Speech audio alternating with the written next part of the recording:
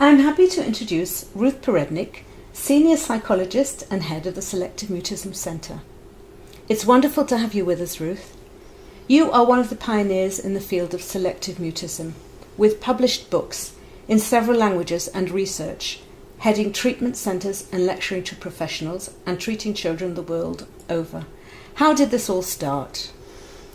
That's really a personal journey you're taking me on, because this started 30 years ago when my then 4-year-old son went from a small, nurturing, kind of family-like kindergarten to a huge, bustling kindergarten, and he didn't talk in his new kindergarten. And at that point, selective mutism was unheard of, unknown. We're talking about 30 years ago. And he was misdiagnosed, and a totally inappropriate treatment plan was suggested for him. So that was just dreadful for me to have to even consider. At that point, I was a recently licensed psychologist, just finishing off my university studies, and I knew that his diagnosis was wrong, and I knew that this was selective mutism.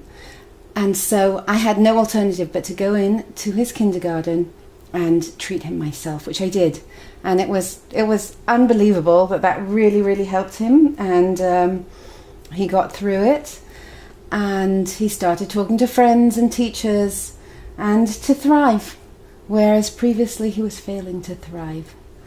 So that was a really strong experience for me. And since then, parents of children who heard of my experience treating selective mutism came to me, and I helped them. And one thing led to another, and this really became my life's work and my passion. And so it's in my veins.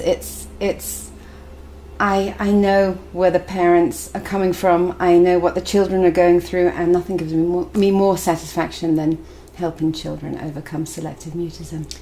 Could you explain to our viewers what selective mutism is, and why do some children have it and some don't? What causes it?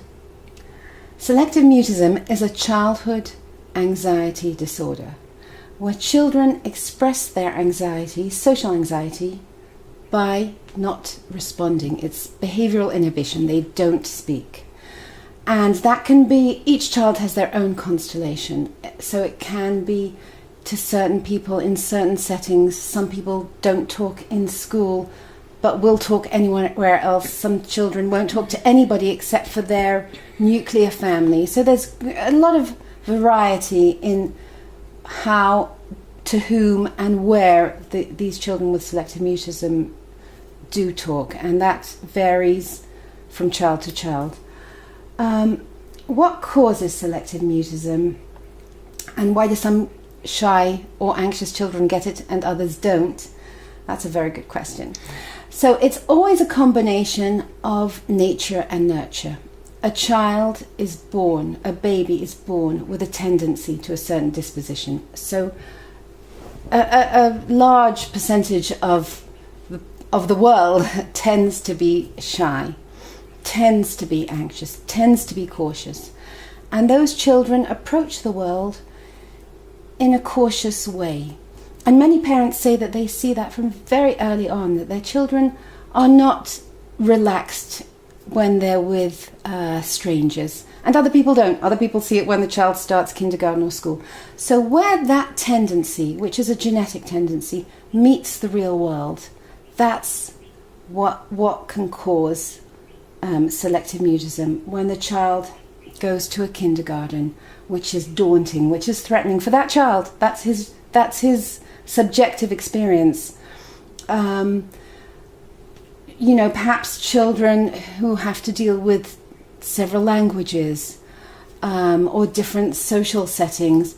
And sometimes children have that strong tendency and are in actually very pleasant, very nurturing kindergartens, and nevertheless they have selective mutism. So it's really a combination of nature and nurture and how those two meet. And as you implied in your question, there are many children who are shy, who have a tendency to be anxious, who do not develop selective mutism, and they may express their anxiety in other ways, or maybe they entered kindergarten or came to their grandparents' homes or interacted with the world in a way that did not trigger the selective mutism, and they continued to speak. And this is really the tip of the iceberg, because there are many other factors, for example, language difficulties, learning difficulties, developmental issues. There are many other factors that are thrown into that kind of soup of the causes of selective mutism. So that was just a very general picture, but it is, in a nutshell, the combination of nature and nurture and how they interact. So once the selective mutism is diagnosed, how is it best treated? Well, there is now, as opposed to 30 years ago, where I was just desperately looking for some way to treat my son, and fortunately found the successful way. There is a lot of research now on how selective mutism is best treated. So I really I urge therapists to be responsible and to look up on the internet, to read up about selective mutism when they get a client with selective mutism, because there are tried and tested ways of treating selective mutism. And the basic way is cognitive behavioral, which again, in a nutshell, is taking small, gradual steps, pushing the ceiling of the child's comfort zone higher, but gradually, slowly, so that it's bearable for the child, and taking the child or teen gradually from difficulty interacting and difficulty speaking to improved social functioning and improved ability to speak. So the therapists in my centre, they know that they cannot tread water. There is no way in therapy with selective mutism that you can tread water and have a child coming week after week and playing and having a pleasant experience but not moving forward. There has to be a plan, and there has to be gradual movement towards the goal of freer social interaction and freer speech. What is special about your treatment method? So there are a few focuses in my treatment that I feel are unique. The first is treating the child in his or her natural settings. A child or a teen who comes week after week to therapy and there is no impact on the child's real life, that just doesn't do it, and that's not acceptable. The focus has to be on the child's real life and where that child is having difficulty, and to just be sure that whatever you're doing is impacting that child or that teen in school, with teachers, with family members, with friends, and that's moving him forward. And to that end, it's integrative in that I always try to include as many significant members of that adults in that child's life or the teen's life. That could be parents, family members, teachers, key workers, so that they'll be all working together to a common goal of helping the child overcome selective mutism. So I'd say that again, in a nutshell, it's integrative. It includes all the significant adults in the child or teen's life, to whatever degree is possible, of course, and it's with a focus firmly on the child's real life. Where is that child suffering? Where is that child struggling? And how to help that child move forward in those specific areas. Tell me about your Zoom treatment method. So this is super exciting for me because I am currently treating children and teens really from such diverse places around the world, and I can help people wherever they are, whatever resources they have. So it's a 5 months treatment course which is made up of therapy sessions with a therapist from my centre, or sometimes with me also. And as I described earlier, it's trying to get the child to move from poor or inadequate social functioning to improved social functioning and improved speech. And can I ask you a question? Sure. Is your Zoom session with the child, with the client herself or himself? So it is with a combination, and of course this is built for each individual case, a combination of meetings with the parents, with the teachers, with family members, with other school members, and with the child or teen themselves. Sometimes I don't do that. Sometimes it's not necessary. Sometimes it's enough to be kind of pulling the strings from afar. So we build an individualized plan for each person. And in all cases, there are basically 3 stages, which is the assessment stage, where we gather information, we see what's helped, we look at the child's strengths, as well as the child's difficulties and his pattern of where he does and where he doesn't speak. And then we plan treatment, and that would be thinking about whether to include the child or the teen, or whether we're going for mainly working with the parents and the teachers.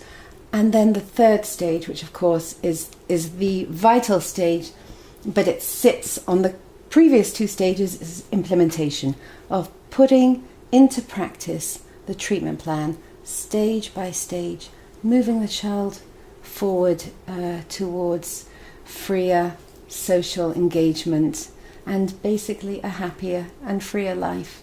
Is there written material too? Oh, absolutely, yeah. Each individual session with the therapist is prepared for by a package that I send out before each therapist session, which includes videos and skills training and assessment tools and treatment tools, so that anybody who is involved in the actual therapy session comes ready, comes prepared. And that means that we can achieve so much more in the actual treatment sessions themselves. Wow. Could you share with us a recent success, a client who has overcome selective mutism? Sure, that's my greatest joy, thinking and experiencing helping children or teens overcoming selective mutism. I'm going to tell you about Davy, who 3 months ago, he was scared to go to kindergarten. He's a 5-year-old. He would put up such a battle. He did not want to go to kindergarten, and when he went, he couldn't talk to staff members, he couldn't talk to children, and he didn't engage socially. He was alone, and that was such a contrast with his who he really is and who he really was at home, bubbly, with a lot to say, enjoying playing with his siblings, and that contrast of how he was at home was awful. It's truly awful for a child, where they feel they're a shadow of themselves and they're constantly with their radar on, what can I do, what can I not do? And so you think he was suffering? Oh, children with selective mutism suffer even when they don't seem to be suffering. I often hear from teachers, Susie manages just fine, she doesn't talk but she manages, but she suffers. Everybody who cannot talk, just imagine ourselves if we would go to work every day and not be able to engage or join in or ask somebody for a cup of coffee. Absolutely. Or a piece of paper, we would be suffering terribly. So now if you think of Davy after a very pleasant and empowering treatment, and I must mention that the treatment is usually pleasant and fun and a little bit demanding. It is a little bit demanding, but within the child's comfort zone, so it's not overwhelming, it's not unmanageable, but it's usually a very empowering, a very uplifting experience for the child or teen. And to see a child like Davy, who now the parents are just over the moon, the teacher is in shock that this could have happened, and it's as a therapist, there's truly nothing more satisfying. Well, thank you, Ruthie. This has been inspiring. And thank you for talking to us today.